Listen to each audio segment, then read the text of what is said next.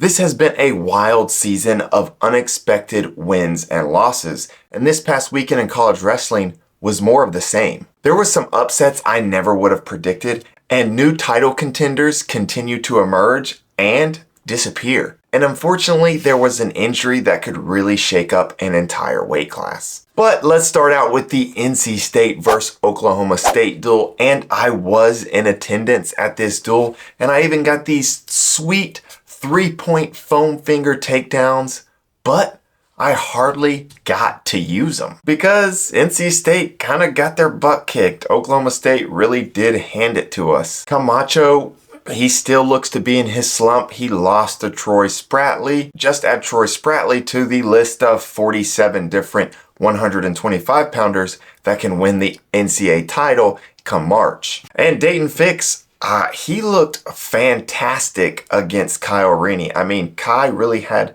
nothing for Dayton.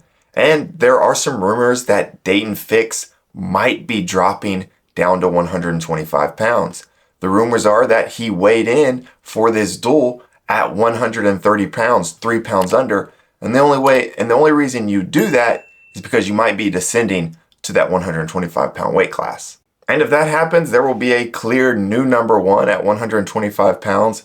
So something to keep an eye on as we go through these next weeks to see if Dayton looks leaner and leaner. But one of the bright spots from NC State is that Jackson Arrington had a very controlled win over a solid Jordan Williams. But my main takeaway from this duel is that you have to have offense because NC State was very passive and Oklahoma State took advantage of that. Oklahoma State was far more aggressive and offensive, and they were rewarded by winning matches. And even though I left the arena wiping my tears, there's something awesome about watching wrestling live in the arena. NC State had a sellout crowd of 5,500 fans in the arena, and it was just awesome to be in person and watch this wrestling match live. So if you're a wrestling fan, get out to a wrestling match this year. Yes, you might have to drive a couple hours, but we always talk about growing the sport,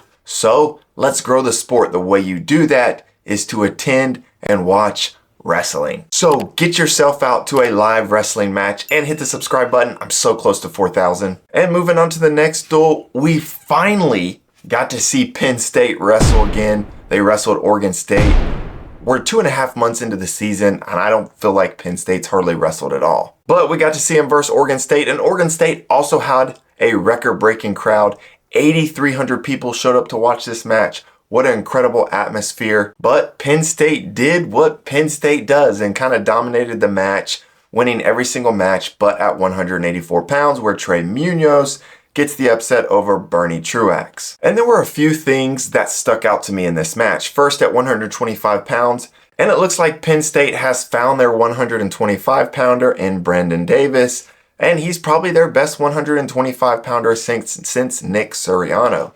And the jury's still out on his high-level potential. He did get a nice win over Brandon Kaylor, but this isn't the Brandon Kaylor that All-Americaned. So it does look like maybe Braden Davis could get on the podium, but again, you could say that about 20 to 25 different guys at this weight class. But I think the most likely scenario that gets Brendan Davis on the podium is he just gets better and he gets better and he gets better and then he peaks at the right moment at the national tournament, similar to kind of RBY's true freshman year. And then Levi Haynes, he gets taken down twice in the first period, and Crosby's first takedown versus Levi Haynes was freaking sweet. But my takeaway here is that Levi Haynes is beatable, but in order to beat him, you have to wrestle extremely hard for 7 minutes. If you get even remotely tired, you're not going to come away with the win. And so while I think there are guys who can match up with Levi Haynes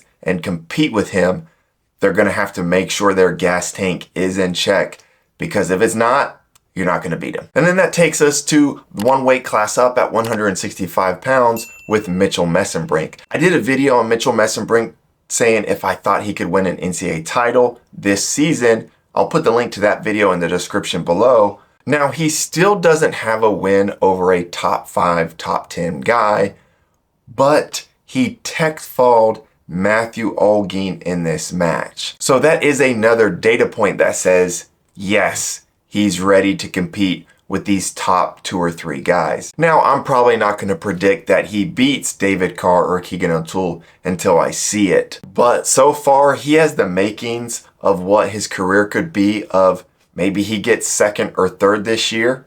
Maybe he gets 1st. But kind of like a Jason Nolf, Bo Nickel type career where he gets 2nd or 3rd and then wins 3 titles. That's the type of skill level that I think Mitchell Messenbrink has. And then the last matchup I want to talk about at this duel is Carter Starachi putting it on Travis Whitlake. I just put out a short about Keegan O'Toole winning the Hodge because he bumped up to 174 pounds and beat Edmund Ruth, who's ranked number 3 at 174.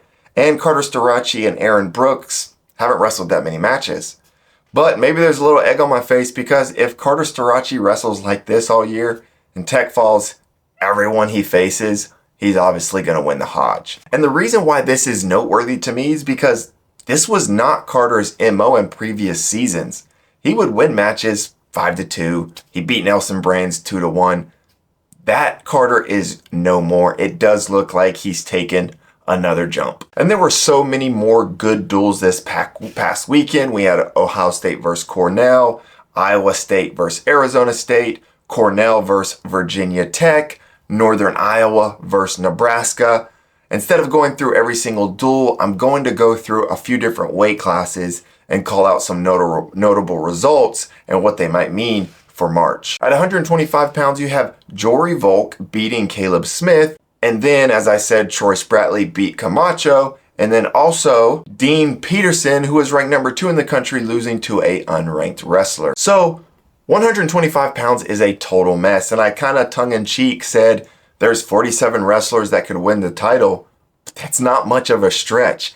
There really is probably 20 guys that could roll through this bracket and win a title, and you may not be that surprised to see him do it. It's really going to come down to who gets hot at the right time at the national tournament. And then there were a couple notable matches at 141. First off, Jesse Mendez getting a very dominant win over a very good Vince Cornella. And he didn't just beat him, he really controlled the match.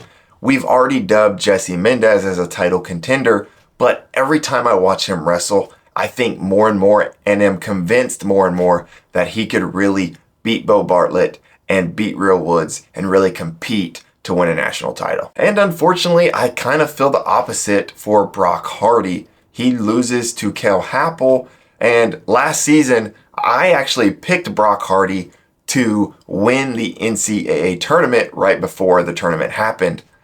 But I've kind of cooled on Brock Hardy after his performance at CKLV and now this loss. I think I have to cool a little bit on Brock Hardy potentially winning a title at least this year. And then at 157 pounds, Peyton Robb, number 3, loses to Ryder Downey. Pretty big upset.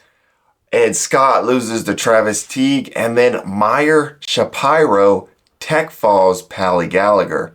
Now, I predicted Meyer Shapiro to win the national title in my preseason NCAA champ picks. But after CKLV, that didn't look like that was going to happen. So he's coming back around to form. But again, if he's going to beat Levi Haynes, his gas tank cannot be an issue, which in some matches has shown to be an issue for Meyer Shapiro. But I'm excited to watch his matches throughout the rest of the year. Don't think he's probably going to beat Levi Haynes in some of these top 57 pounders yet, but he's coming into form, something to keep an eye on. And then the last bit of news at 157 pounds, Bryce Andonian, I mean, he's got to be, I think he's probably done for the year. His knee, you could see his knee pop in the match. So not a good look. Hopefully it's okay. Obviously that loses some heat to 157 pounds because Bryce Andonian, I was very close to picking him as my preseason national champ, but let's hope it's not too bad and we can see him come postseason. And then 285 pounds, Younger Bastida beats Colton Schultz.